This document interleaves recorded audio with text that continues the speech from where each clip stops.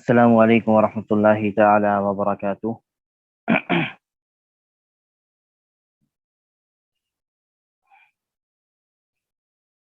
الحمد للہ نحمده ونستعینه ونستغفره ونؤمن به ونتوکل علیہ ونعوذ باللہ من شرور انفسنا ومن سیئات اعمالنا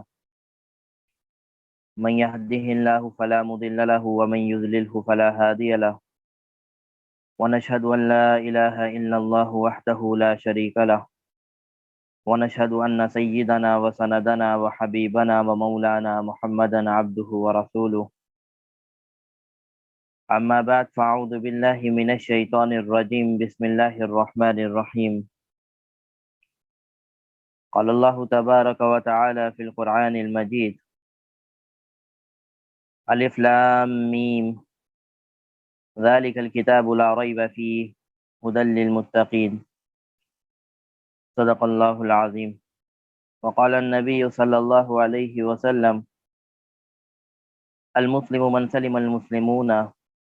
من لسانه ويده، أو كما قال عليه الصلاة والسلام. رب اشرح لي صدري ويسر لي أمري واحلل عقدة من لساني يفقه قولي.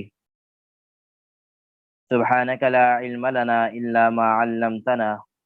إنك أنت العليم الحكيم.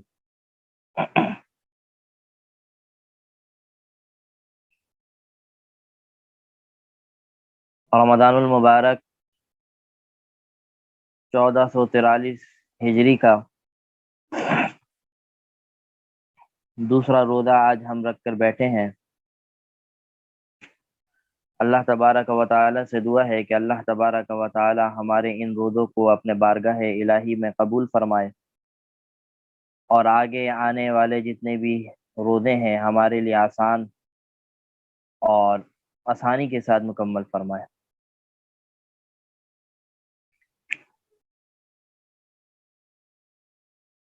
آج کلاس کا دوسرا دن ہے۔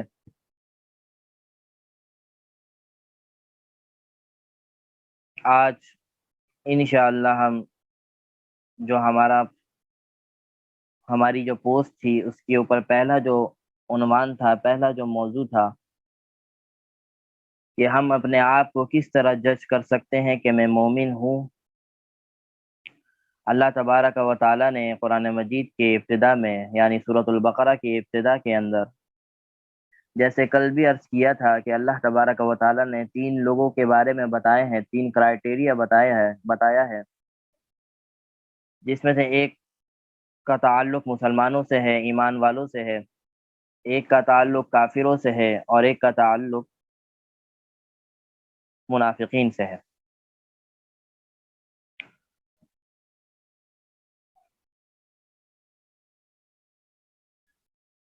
اس دن کا آغاز شروع کرنے سے پہلے جیسے کل میں نے عرض کیا تھا کہ ہم کلاس کی ابتدا کے اندر تھوڑا سا اس طرح لے کر چلیں گے کہ 5 سے 6 منٹ اس کے اوپر ہم آپ سے سوالات لیں گے اور آپ سے رائے لیں گے کہ آپ نے پچھلے سبق سے، پچھلے والی کلاس سے آپ نے کیا سیکھا۔ تو اس کے حوالے سے میں آپ کے سامنے یہ رکھنا چاہ رہا ہوں کہ کل جو ہماری تقریباً پونے گھنٹے کی کلاس ہوئی تھی، تو اس کلاس سے آپ نے اپنے لیے کیا سیکھا۔ تو اس کے حوالے سے مجھے 1-2 میسج بھی اگر آ جاتے ہیں تو میں انشاءاللہ پھر اپنی آج کی اس کلاس کو شروع کرتا ہوں۔ تو کل جو بھی ہمارے ساتھ موجود تھے اس کلاس کے اندر تو وہ اپنی رائے دیں اس میں چیٹ کے ذریعے کہ آپ نے کل کے سبق سے، کل کے حوالے سے آپ کے اندر کیا تبدیلی آئی اور آپ نے کیا سیکھا، اور آپ نے کیا عزم کیا کہ میں اس رمضان کو کس طرح گزاروں گی یا گزاروں گا۔ جی بھائی۔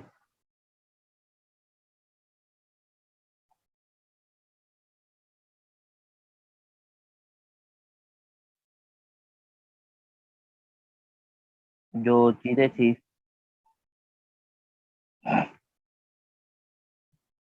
کہ میں نے جو آپ کے سامنے ایک منٹ.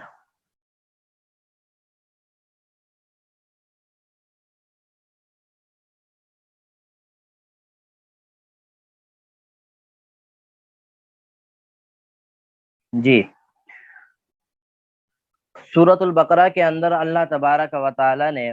جو میں نے آپ کے سامنے آپ کی اسکرین کے اوپر بھی سورۃ البقرہ کی آیات آ رہی ہیں، اللہ تبارک و تعالی نے جب قرآن مجید کو نازل فرمایا تو قرآن مجید کے نازل فرمانے کی صورت یہ ہوتی تھی کہ جس طرح ہمارے سامنے قرآن مجید موجود ہے کہ ابتدا سورۃ الفاتحہ سے ہوتی ہے، اسی طرح دوسرے نمبر پر سورۃ البقرہ کی سورت، اسی طرح سورۃ العمران، اسی طرح سورۃ النساء، یہ جو ہماری پوری ترتیب اور سیٹنگ ہے. دراصل اللہ تبارک و تعالی نے نازل اس طرح نہیں فرمایا تھا،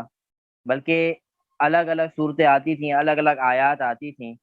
یہ جو سیکوینس آپ دیکھتے ہیں کہ اسٹارٹنگ کے اندر سورۃ الفاتحہ، دوسرے نمبر پر سورۃ البقرہ، یہ ساری چیزیں ہیں. یہ جو سیکوینس ہے یہ اللہ کے نبی نے فرمائی، اللہ کے نبی نے کی ہے. اور اس بات کے اندر کبھی بھی یہ نہیں ہونا چاہیے کہ اللہ کے نبی کا کام کوئی اللہ کا کام نہیں ہوتا، بلکہ اللہ کے نبی کا ہر کام اللہ کی اجازت سے اور اللہ کے بتائے ہوئے طریقے سے ہوتا ہے. تو دراصل قرآن مجید کی جو سورۃ الفاتحہ، سورۃ البقرہ، یہ کروانے والے تو جناب نبی کریم صلی اللہ علیہ وسلم تھے، لیکن دراصل یہ حکم اللہ تبارک و تعالیٰ کا تھا کہ آپ نے اس صورت کو اس صورت کے بعد رکھنی ہے اور اس آیات کو اس صورت کے اندر شامل کرنی ہے. تو یہ اللہ تبارک و تعالیٰ کی طرف سے ہے. تو قرآن مجید کی ابتدا سورۃ الفاتحہ سے ہوتی ہے. سورۃ الفاتحہ کا مطلب کسی چیز کا آغاز کرنا، کسی چیز کو شروع کرنا اور کسی چیز کا افتتاح کرنا ہے. اسی لیے سورۃ الفاتحہ کو سورۃ الفاتحہ اسی لیے کہتے ہیں کہ قرآن مجید کی ابتدا، قرآن مجید کا آغاز سورۃ الفاتحہ سے ہوتا ہے. آواز نہیں آ رہی ہے؟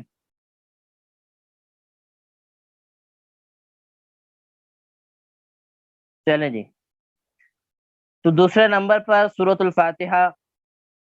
جزاک اللہ،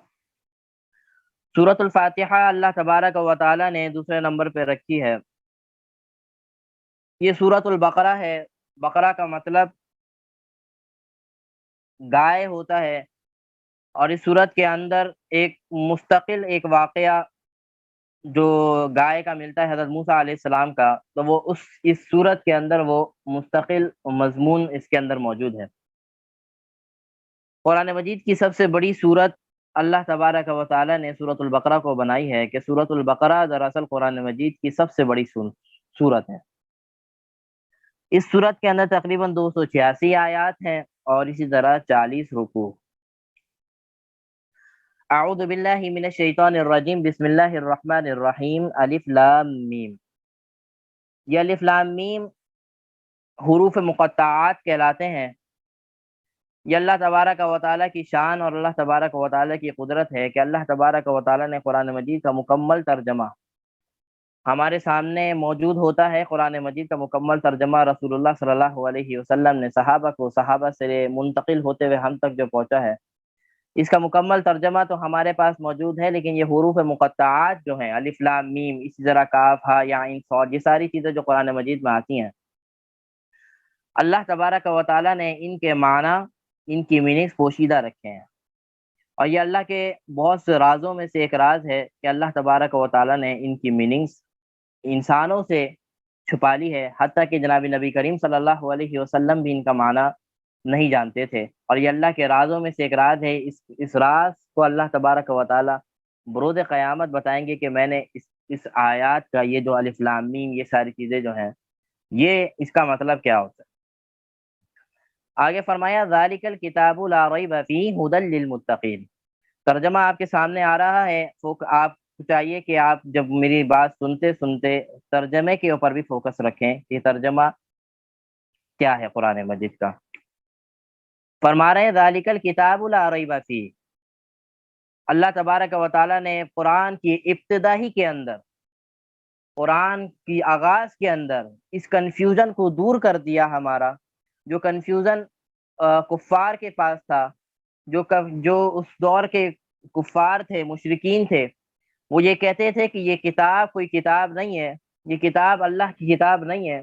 یا نبی علیہ السلام کی کوئی گھڑی ہوئی، کوئی لائی ہوئی اپنی کتاب ہے، وہ اس کتاب کو اللہ کی کتاب نہیں مانتے تھے۔ تو اللہ تبارک و تعالیٰ نے قرآن کے آغاز کے ہی اندر اس اشکال کو، اس سوال کا جواب دے دیا اور اس کنفیوژن کو دور کر دیا۔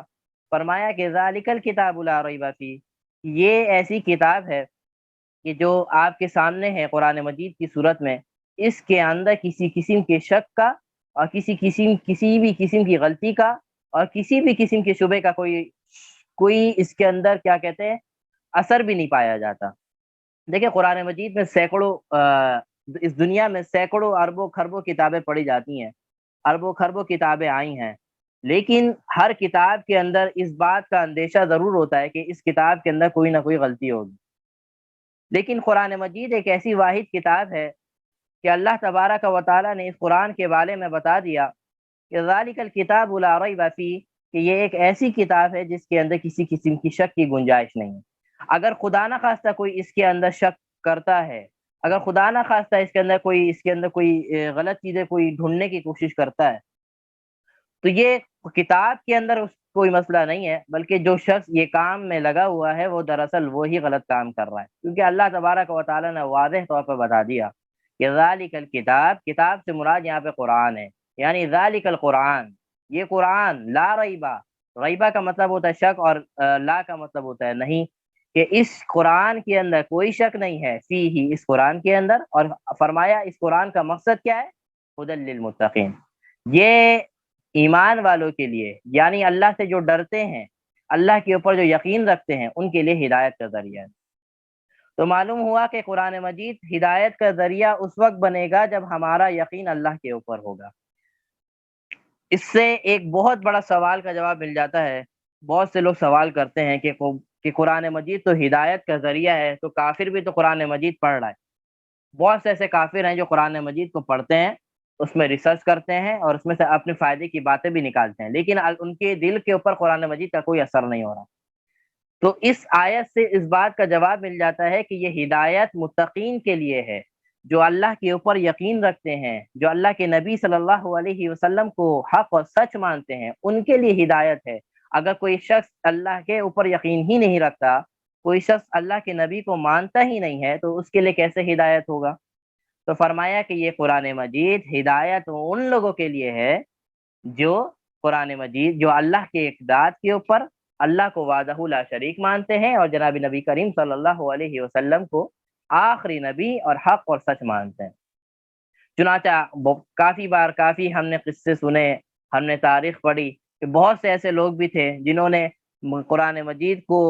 پڑھنا شروع کیا اس وجہ سے کہ میں ریسرچ کروں کہ قرآن مجید کے بارے میں، کہ قرآن مجید کیا ہے، اس کے اندر کیا چیزیں ہیں۔ تو بہت سے کافر قرآن مجید کو پڑھ کر بھی اسلام لے آئے، مسلمان ہو گئے، کیونکہ قرآن مجید کے اندر جب انہوں نے قدرت کے مظاہر پڑھے، جب اللہ کی قدرت دیکھی، اللہ کی باتیں جب انہوں نے معلوم کی یا سیکھی یا پڑھی، تو اللہ نے ان کے دل کو نرم کر دیا اور وہ قرآن مجید کو پڑھ کر اسلام لے آئے۔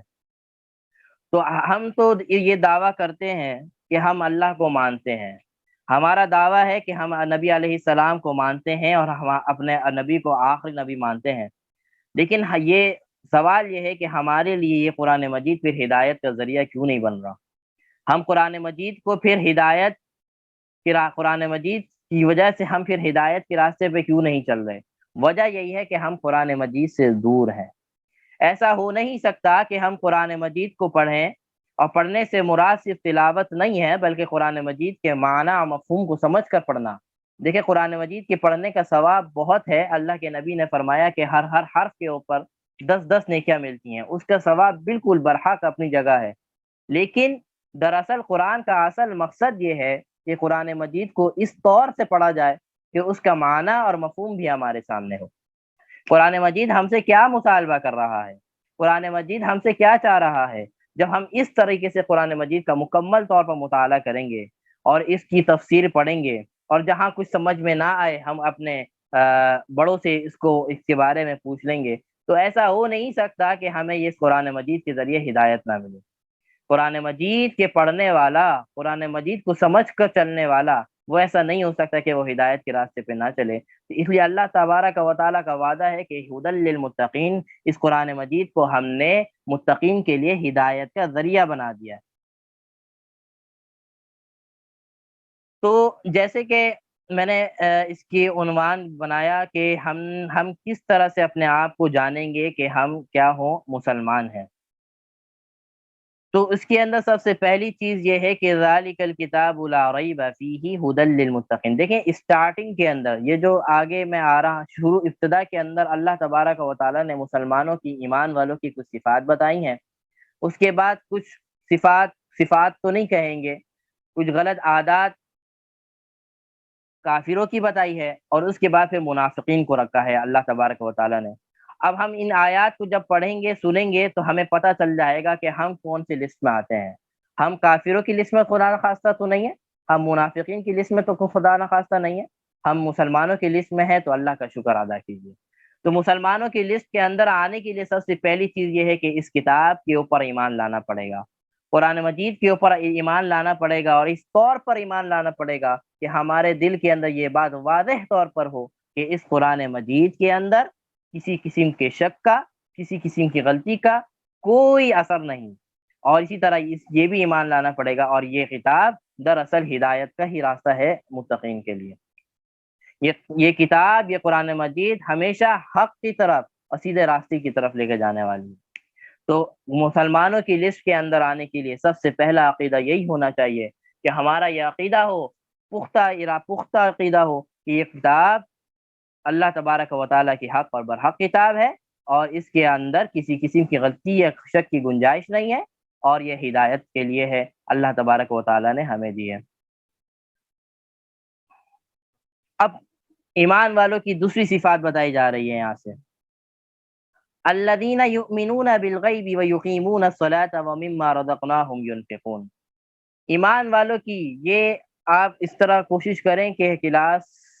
میں جب آئیں تو کوئی ایک پین اور ایک کاپی وغیرہ، کوئی ڈائری وغیرہ لے کر رکھا کریں، تاکہ اہم پوائنٹس آپ اس کو نوٹ کر لیں، تاکہ آپ کو دوسرے دن اس پر عمل کرنے کے لیے بھی آپ کے لیے آسانی ہو، اور دوسرے دن جب آپ سے وہ سوالات ہوں گے تو وہ آپ اس ڈائری کی مدد سے آپ اس سوال کا جواب اچھی طریقے سے دے سکیں گے۔ تو فرمایا الذین یؤمنون بالغیب ویقیمون الصلاة ومما رزقناہم ینفقون۔ ایمان والے تو وہ ہوتے ہیں جو اللہ کے غیب کی باتوں پر یقین رکھتے ہیں، یعنی ہمیں جنت کا نہیں پتا، ہم نے جنت کو نہیں دیکھی، ہم نے جہنم کو نہیں دیکھا، ہم نے صرف سنا ہے کہ ایک جنت بھی ہے، ایک جہنم بھی ہے۔ تو ایمان والوں کا یہ عقیدہ ہونا چاہیے، ایمان والوں کا یہ نظریہ ہونا چاہیے کہ وہ جنت کے اوپر یقین رکھیں اور جہنم کے اوپر بھی یقین رکھیں۔ اس بات پر یقین رکھیں کہ اللہ تبارک و تعالیٰ نے جنت بھی بنائی ہے، اللہ تبارک و تعالیٰ نے جہنم بھی پیدا کی ہے، اور جب انسان اچھے کام کرے گا تو جنت میں جائے گا، اور غلط کام اور گناہوں کی زندگی اور اللہ پہ ایمان نہیں لائے گا تو وہ جہنم میں جائے گا۔ تو ایمان والوں کی پہلی صفت بتا دی، الذین یؤمنون بالغیب، وہ لوگ جو اللہ کی وہ باتیں جو اللہ تبارک و تعالیٰ نے صرف ہمیں بتائی ہے، دکھائی نہیں ہے، یا وہ چیز جو ہم نے پڑھی بھی نہیں بلکہ ہمیں معلوم بھی نہیں ہے، یعنی وہ کیا، جیسے کہ کل کا دن ہمارا کیسا ہوگا، مستقبل ہمارا کیسا ہوگا، تو اس بات پر ہمارا یقین ہونا چاہیے کہ مستقبل کیسا ہوگا یہ کسی اور سے پوچھنے کی، جیسے ہمارا یہ ایک چیز ہوتی ہے کہ ہم اپنے مستقبل کے بارے میں دوسروں سے سوالات کرتے ہیں، ہم نجومیوں کے پاس جاتے ہیں کہ ہمارا کل کا دن کیسا ہوگا۔ یہ شرک ہے، یہ اللہ سے دور کرنے والی چیز ہے۔ ہمارا یہ ارادہ، ہمارا یہ عقیدہ، ہمارا یہ نظریہ ہونا چاہیے کہ ہمارا مستقبل صرف اللہ کو معلوم ہے، اور ہم اللہ سے بہترین کی امید رکھتے ہیں کہ اللہ تبارک و تعالی ہمارا مستقبل بہترین فرمائیں گے۔ تو یہ چیز جو پہلی شرط لگائی کہ الذین یؤمنون بالغیب، ایمان والے دراصل وہ ہوتے ہیں جو اللہ کی وہ باتیں جو ہمیں اللہ تبارک و تعالی نے نہیں بتائی، یا بتائی تو ہے لیکن ہم نے دیکھی نہیں ہے، اس کے اوپر بھی یقین رکھنا۔ یہ شرط اس لیے لگائے کہ کافروں کا یہ عقیدہ تھا، وہ اس بات کو کہتے تھے کہ نہ جنت کوئی چیز ہے، نہ جہنم کوئی چیز ہے، اسی طرح بہت ساری ایسی چیزیں ہیں جو ہمیں نظر نہیں آتی، اس کا کوئی وجود نہیں ہے۔ جیسے دہری ایتھسٹ ہوتے ہیں، ان کا عقیدہ، ان کا نظریہ صرف یہ ہے کہ جو چیز ہمیں نظر نہیں آتی وہ اس کا کوئی وجود نہیں ہوتا۔ اسی طرح اسی لیے ان لوگوں نے فرشتوں کا اسی طرح بہت سی چیزوں کا انہوں نے انکار کیا کہ یہ ہمیں نظر نہیں آتا تو اس کا کوئی وجود نہیں ہے۔ اور اللہ تبارک و تعالیٰ کے بارے میں بھی، خود اللہ تبارک و تعالیٰ کے بارے میں بھی ان ایتھسٹ کا، ان دہریوں کا، ان الحاد والوں کا، ان ملحدین کا یہ عقیدہ ہے کہ اللہ ہمیں نظر نہیں آتا تو دراصل اللہ کا بھی نعوذ باللہ کوئی وجود نہیں۔ تو ایمان والوں کی صفات یہ ہوتی ہے کہ وہ اللہ کے اوپر بھی یقین رکھیں، اللہ ہمیں نظر نہیں آتے لیکن اللہ کا وجود ہر جگہ ہے، اور اسی طرح اللہ کی وہ باتیں جو اللہ تبارک و تعالیٰ نے ہم سے پوشیدہ رکھی ہیں اس کے اوپر بھی ایمان لائے کہ وہ غیب کی باتیں، یعنی میں نے ایک مثال کے طور پر آپ کو سمجھایا کہ وہ کیا ہے، جنت اور جہنم، اس کے اوپر ہمارا یقین، اور اسی طرح اور بھی بہت ساری چیزیں ہیں۔ تو مومن کی پہلی صفت یہ ہونی چاہیے کہ اللہ کے بتائے ہوئے ان طریقوں کے اوپر، ان باتوں کے اوپر یقین رکھے جو اللہ تبارک و تعالیٰ نے ہم سے چھپائی ہوئی۔ فرمایا مومن کی دوسری صفت کیا ہے، وَيُقِيمُونَ الصَّلَاةَ، مومن جو ہوتے ہیں وہ نماز کو قائم کرتے ہیں۔ اور فرمایا وَمِمَّا رَزَقْنَاهُمْ يُنْفِقُونَ، مومن کی صفت یہ ہے کہ جو اللہ تبارک و تعالیٰ نے ان کو رزق کی صورت میں، مال کی صورت میں جو کچھ دیا اس سے خرچ کرتے ہیں، لوگوں کو بھی دیتے ہیں۔ تو اس آیت کے اندر مومن کی تین صفت بیان کی گئی۔ ایمان والا وہ ہوتا ہے جو اللہ کے غیب کے اوپر یقین رکھتا ہے، نماز کو قائم کرتا ہے، اور اپنے خرچ اپنے مال میں سے، اپنے رزق میں سے دوسروں کو بھی دیتا ہے۔ تو آپ اس آیت کے اندر سے اپنے اندر کے لیے، اپنے لیے اس بات کو یہ نکال سکتے ہیں کہ بھائی میرے اندر، اس کے اندر کیا کوئی صفات ہے، میرے اندر یہ ساری صفات پائی جا رہی ہیں۔ تو یہ تین باتیں آپ دیکھ لیں، اب اپنے اندر جج کر لیں کہ بھائی میں اللہ کے غیب کے اوپر میں ایمان رکھتی ہوں، نماز کو میں قائم کرتی ہوں، یا اپنے دیے ہوئے خرچ، اللہ کے دیے ہوئے رزق میں سے میں خرچ کرتی ہوں۔ اگر یہ تین صفات ہمارے اندر پائی جاتی ہیں، اللہ کا شکر ادا کیجئے کہ اللہ تبارک و تعالیٰ نے ہمیں مسلمان اور مومنوں کی لسٹ میں شامل کیا ہوا ہے، اور خدا نہ خواستہ اس کے اندر کسی بھی قسم میں اگر کمی کوتاہی ہے تو فکر کریں کہ ایسا نہ ہو کہ ہم اس لسٹ سے نکل جائیں۔ آگے فرمایا مومن کی ایک اور صفات کیا ہوتی ہے، والذین یؤمنون بما انزل الیک وما انزل من قبلک وبالآخرۃ هم یوقنون اولئک علی ھدی من ربہم واولئک هم المفلحون۔ فرمایا مومن کی ایک صفت یہ بھی ہوتی ہے کہ والذین یؤمنون بما انزل الیک، مومن کی شان یہ ہے، ایمان والوں کی شان یہ ہے کہ وہ ان ہر بات کے اوپر یقین رکھتے ہیں جو اللہ کی طرف سے نازل کی گئی ہے۔ اللہ کی طرف سے جو نازل کی گئی ہیں ان تمام باتوں کے اوپر من و عن تسلیم کرتے ہیں، ان تمام باتوں کو من و عن تسلیم کرتے ہیں، ان کے اندر سوالات نہیں اٹھاتے کہ اللہ تبارک و تعالیٰ نے ایسا کیوں کہا۔ اللہ تبارک و تعالیٰ نے، ہاں اس کو پڑھنے کے لیے، اس کو سمجھنے کے لیے تو سوال اٹھا سکتے ہیں کہ اللہ تبارک و تعالیٰ نے ایسا کیوں کیا، ایسا کیوں کہا، لیکن اس کے اوپر انگلی اٹھانے کے لیے، اس کے اندر کوئی غلطی تلاش کرنے کے لیے، یہ سوال اٹھانا آپ کو مومن کی لسٹ سے نکال دے گا کہ اللہ کے اوپر، دراصل اللہ کی چیزوں کے اوپر انگلی اٹھانا، اللہ کی چیزوں کے اوپر سوالات اس طور پہ کرنا کہ ہم وہ بات نہیں مانیں گے اور ہمیں یہ بات سمجھ میں نہیں آتی، تو اگر یہ ذہن، یہ نظریہ اگر ہمارا ہے تو ہم اپنے آپ کو اس مومنوں کی لسٹ سے نکال دیں۔ فرمایا والذین یؤمنون بما انزل الیک وما انزل من قبلک، اللہ کی نازل کردہ چیزیں جو ہماری امتوں کو، ہماری رسول اللہ صلی اللہ علیہ وسلم کے اوپر نازل ہوئی، اسی طرح جناب نبی کریم صلی اللہ علیہ وسلم سے پہلے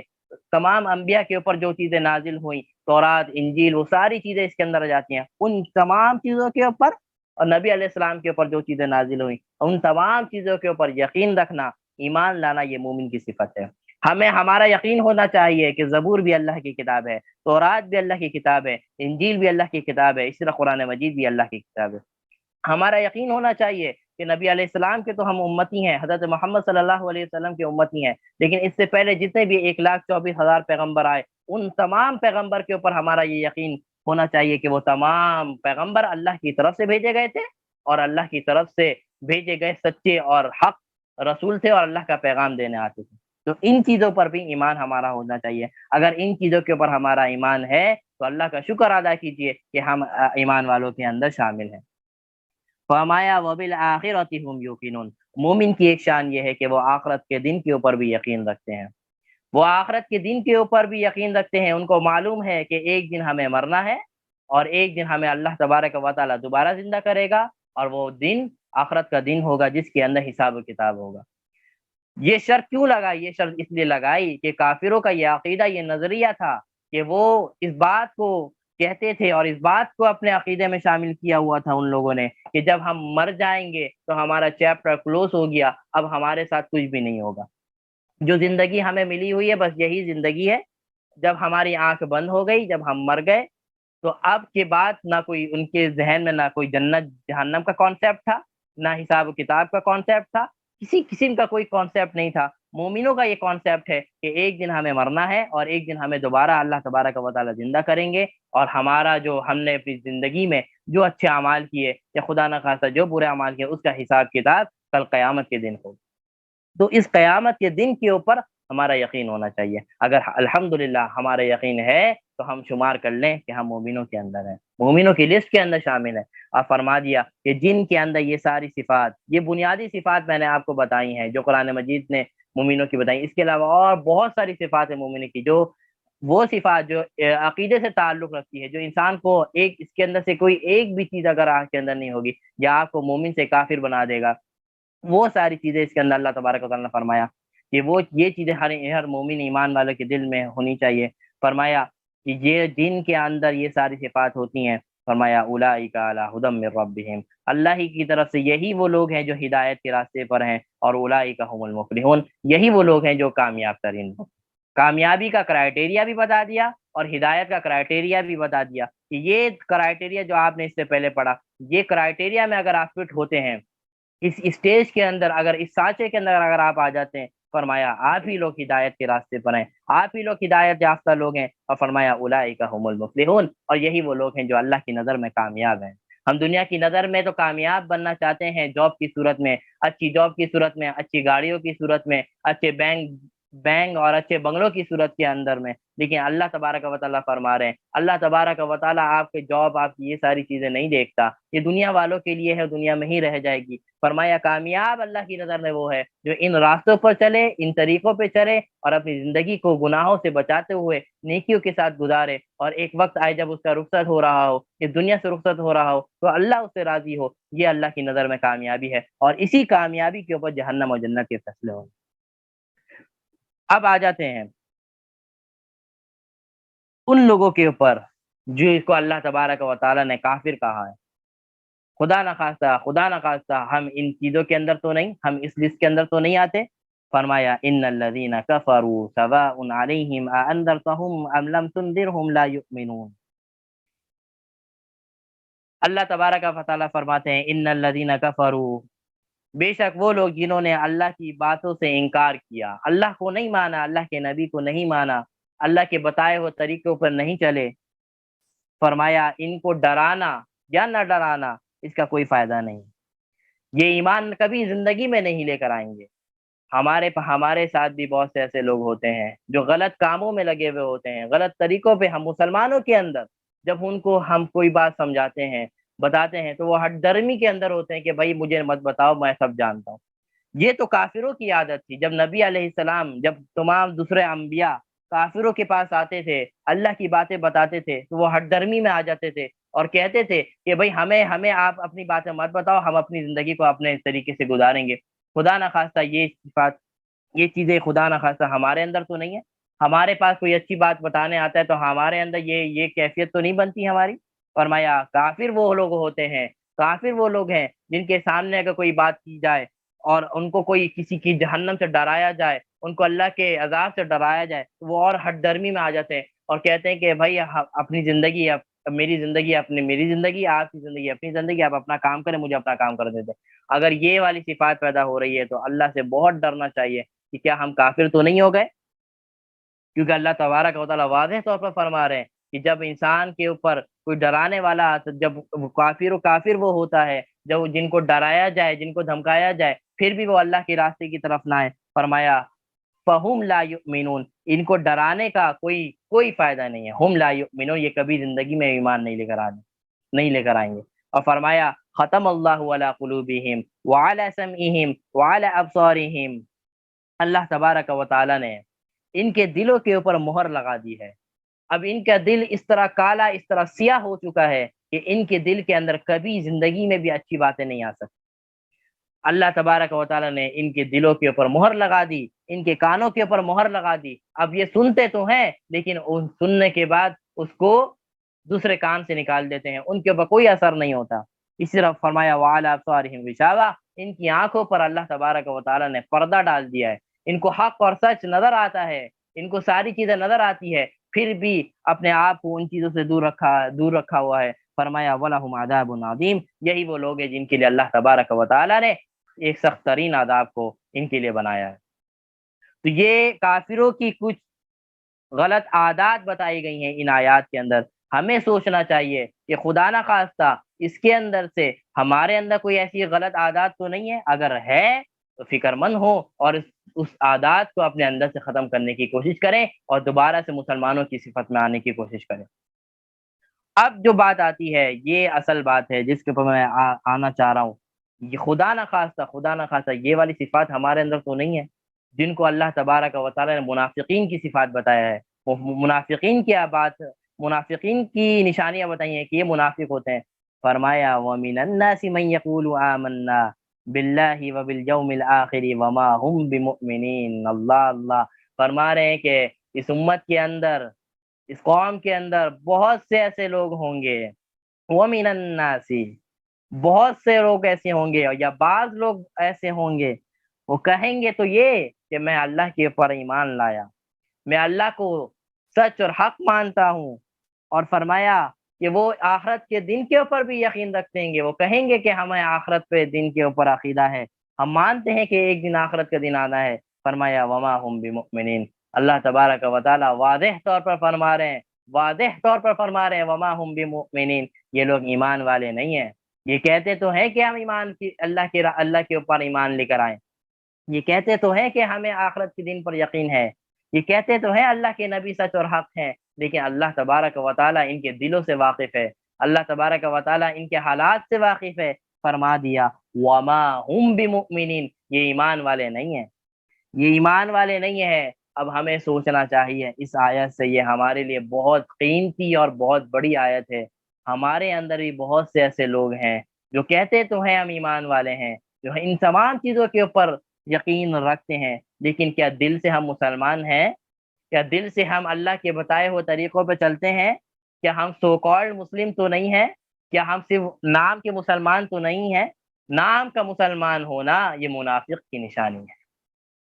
نام کا مسلمان ہونا یہ صرف اور صرف منافق کی نشانی ہے. دیکھیں منافق دو قسم کا ہوتا ہے، ایک منافق اعتقادی ہوتا ہے اور ایک منافق عملی ہوتا ہے. اس بات کو واضح سمجھیں. اعتقادی منافق وہ ہوتا ہے کہ جو زبان سے تو کہتا ہے کہ میں اللہ پہ ایمان لایا، لیکن دل کے اندر وہ اللہ کے اوپر ایمان نہیں لاتا، رسول اللہ کے اوپر ایمان نہیں لاتا. وہ کسی اپنے آپ کو بچانے کے لیے، اپنے آپ کو مسلمان شمار کرنے کے لیے وہ زبان سے تو کہے گا کہ میں ایمان لایا اور اللہ کے نبی کے اوپر بھی ایمان لائے، لیکن دل سے وہ ایمان والا نہیں ہوتا. اس کو کہا جاتا ہے کافر اعتقادی. جو نبی علیہ السلام کے دور کے اندر جو لوگ تھے جن کو منافقین کہا گیا، وہ کافر اعتقادی ہیں، یعنی جن کا جو زبان کے اوپر تو مسلمان ہے لیکن دل کے اندر سے ایک دل سے کافر ہے. تو یہ تو بالکل کافر ہیں، منافق ہیں. ایک ہوتا ہے منافق عملی منافق، یعنی زبان سے بھی کہے کہ میں مسلمان ہوں اور دل کے اندر بھی عقیدہ ہو کہ میں مسلمان ہوں، اللہ کے اوپر یقین رکھتا ہوں، لیکن عملاً منافق ہو، یعنی عمل اس کا کافروں والا ہو، اس کا طریقہ کافر والا ہو، نماز کو چھوڑتا ہو، روزوں کو چھوڑتا ہو، گناہوں میں لگا ہوا ہوتا ہو، اسی طرح جھوٹ کے اندر کوئی تمیز نہیں رکھتا ہو، غیبت چغلی ان تمام گناہوں کے اندر کوئی تمیز نہ رکھے، ہر کام دو نمبری سارے کام کرے، ملاوٹ سارے کام کرے. فرمایا یہ بھی منافق ہے، یہ منافق عملی منافق ہے. یعنی اس کا عمل، اس کے کام، اس کا طریقہ، اس کی زندگی گزارنے کا لائف اسٹائل منافق والا ہے، کافروں والا ہے. تو ہم الحمدللہ اعتقادی منافقین تو ہمیں انشاءاللہ اللہ کی ذات سے امید ہے ہم نہیں ہے، لیکن ہمیں سوچنا چاہیے کہ کیا ہم عملی منافق تو نہیں، کہ ہم باتیں تو بڑی کرتے ہیں، کیا ہم نماز کے اندر پیچھے تو نہیں، ہم روزوں کے اندر پیچھے تو نہیں. تو ہمیں اپنے آپ کو جج کرنا چاہیے کہ ہم خدا نہ خواستہ عملی منافق تو نہیں، اور عملی منافق کی سزا بھی بڑی خطرناک ہے. فرمایا یخادعون اللہ والذین آمنوا، یہ لوگ جو اپنے آپ کو مسلمان تو کہتے ہیں لیکن دل سے مسلمان نہیں ہوتے. فرمایا یخادعون اللہ، یا تو ہو دل سے بھی مسلمان ہوتے ہیں، زبان سے ہی مسلمان ہوتے ہیں، لیکن کام اور طریقہ کافروں والا فرم ہوتا ہے۔ فرمایا یخادعون اللہ والذین آمنوا، یہ وہ لوگ ہیں جو اپنے آپ کو اب خوش فہمی کے اندر ہے مسلمان ہے، دراصل یہ کیا چاہ رہے ہیں کہ ہم یخادعون اللہ والذین آمنوا، یہ سمجھتے ہیں کہ ہم نے اللہ کو دھوکہ دے دیا، یہ سمجھتے ہیں ہم نے ایمان والوں کو دھوکہ دے دیا، یعنی ہم اب اپنے آپ کو مسلمان کہیں اور ہمارا دل میں بھی ایمان ہو، لیکن ہم سارے کام غلط کریں اور سارے کام ہمارے منافقین اور کافروں والے ہوں، اور ہمارا عقیدہ ہمارا ذہن یہ ہو کہ ہم جنت میں جائیں گے۔ تو فرمایا یہ اللہ کو یہ سمجھ رہے ہم اس کام کو اللہ ہمیں دیکھ نہیں رہا، کہ دراصل یہ اللہ کو دھوکہ دینا چاہ رہے ہیں، یہ ایمان والوں کو دھوکہ دینا چاہ رہے ہیں، کہ ایمان والے دیکھیں ان کی باتیں سنیں، اور ان کی باتیں تو بڑی اچھی اچھی کرتے ہیں، لیکن ایمان والے دھوکے میں آ جاتے ہیں کہ یہ تو بڑا پکا مسلمان ہے، لیکن اگر عمل دیکھا جائے تو عمل زیرو ہے، صفر ہے۔ فرمایا یہ دراصل اللہ کو اور ایمان والوں کو دھوکہ دے رہے ہیں۔ فرمایا وما یخدعون الا انفسهم، اللہ تبارک و تعالی نے واضح طور پر فرما دیا کہ نہ یہ اللہ کو دھوکہ دے سکتے ہیں، نہ یہ ایمان والوں کو دھوکہ دے سکتے ہیں، دراصل یہ اپنے آپ کو خود ہی دھوکے میں ڈالے ہوئے ہیں، یہ اپنے آپ کو دھوکے میں رکھے ہوئے ہیں، یہ سمجھ کے کہ ہم جنت میں چلے جائیں گے۔ جب تک عمل میں نہیں آئے گا، ایمان لانے کے بعد اعمال صالح کے اندر جڑنا ضروری ہے، جب تک عمل کے اندر اپنی زندگی نہیں آئے گی تو اس خوف کو اپنے ذہن سے ہٹا لیں کہ ہم جنت میں جائیں گے۔ فرمایا الا انفسهم وما یشعرون، یہ دراصل دھوکہ اپنے آپ کو دے رہے ہیں، یہ دھوکہ دراصل اللہ کو اور ایمان والوں کو نہیں، بلکہ اللہ کو نہیں بلکہ اپنے آپ کو دھوکہ دے رہے ہیں، اور ان کو اس بات کا پتہ بھی نہیں چل رہا، اس بات سے بے خبر ہیں۔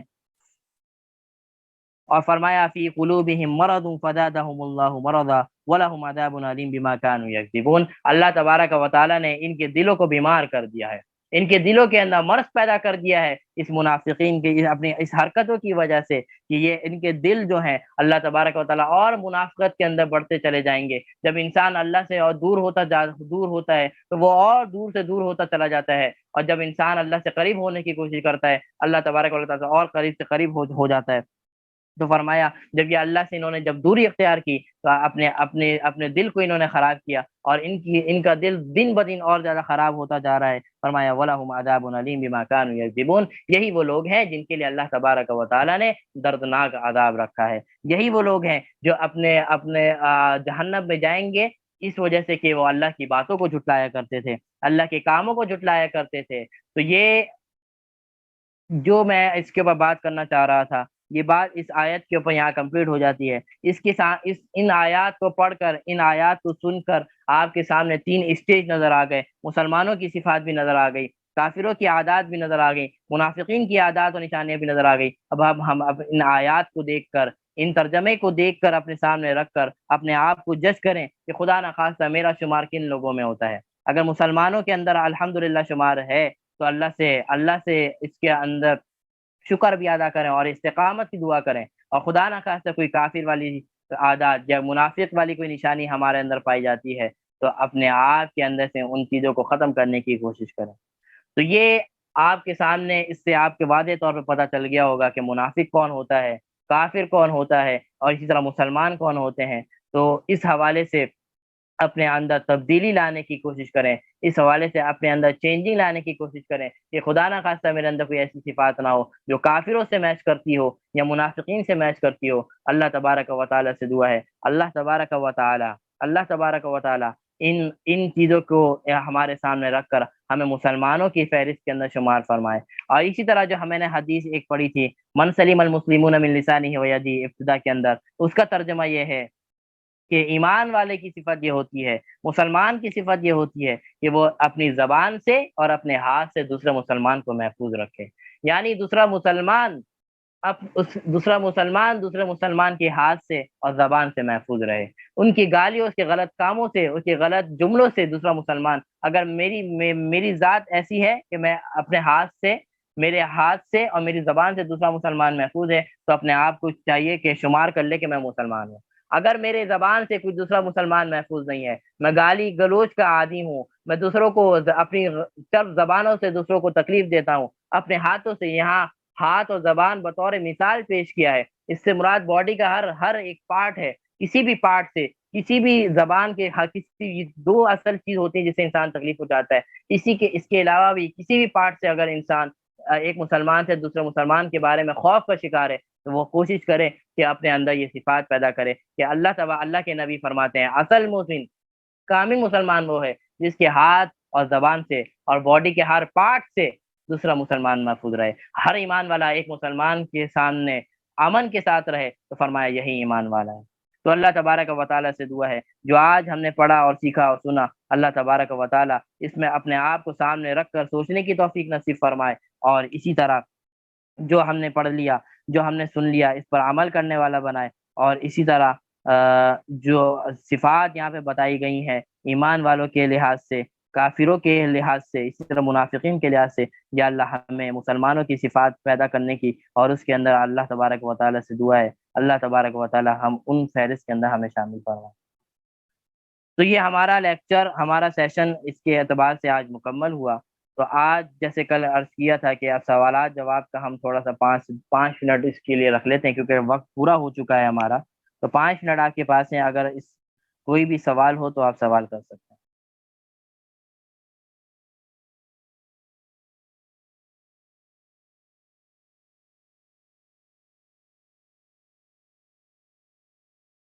سوال کے حوالے سے جو شرائط ہیں وہ سامنے اسکرین کے اوپر آ رہی ہوں گی کہ ان طرح کے سوالات سے گریز کریں، اور کوئی ایسا خاص سوال ہے تو اس کو آپ اکیڈمی کا جو نمبر آپ کے سامنے ہوگا اس کے ذریعے پوچھا جا سکتا ہے، ٹاپک کے حوالے سے یا اس کے علاوہ کوئی بھی سوال اگر ہو تو آپ پوچھ سکتے ہیں۔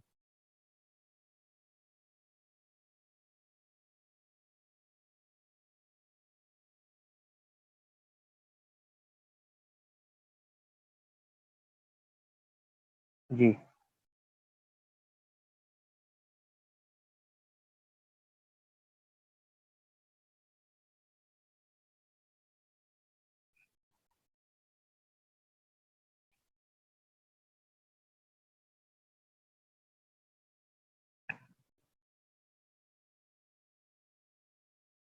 کوئی مسائل ہو، کوئی مسئلہ پوچھنا ہو تو وہ بھی پوچھا جا سکتا ہے۔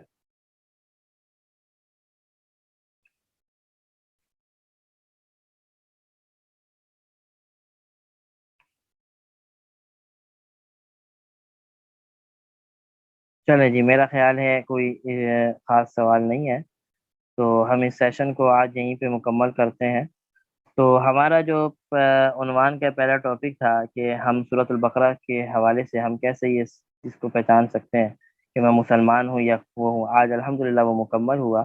تو اس کے اندر ہم اپنے آپ کو جج کریں، اپنے آپ کو دیکھیں کہ میں کن چیزوں کے اندر آتا ہوں۔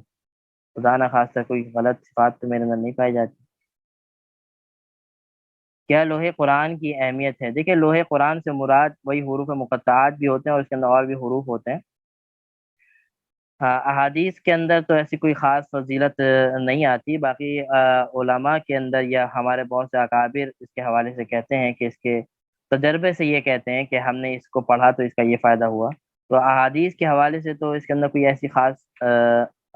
اس کی اہمیت اس اعتبار سے ضرور ہے کہ یہ قرآن کا حصہ ہے، اس کے اندر بہت سارے الفاظ وہ ہیں کہ قرآن کی اس کو ادب اور احترام کے ساتھ رکھنا چاہیے۔ باقی اس کے جو فوائد بتائے جاتے ہیں وظیفے کے طور پر، تو احادیث کی روشنی کے اندر اس کے کوئی ایسا خاص وظیفہ نہیں ملتا۔ البتہ بہت سے اکابر، بہت سے بڑے علماء جو انہوں نے ان چیزوں کا تجربہ کیا کہ ہم نے یہ پڑھا تو ہمارے ساتھ یہ معاملہ ہوا، تو وہی چیزیں آپ دوسروں کو بھی بتاتے ہیں۔ تو اگر اس طور پہ یقین سے اس طور کے اوپر اگر کیا جائے کہ یہ کسی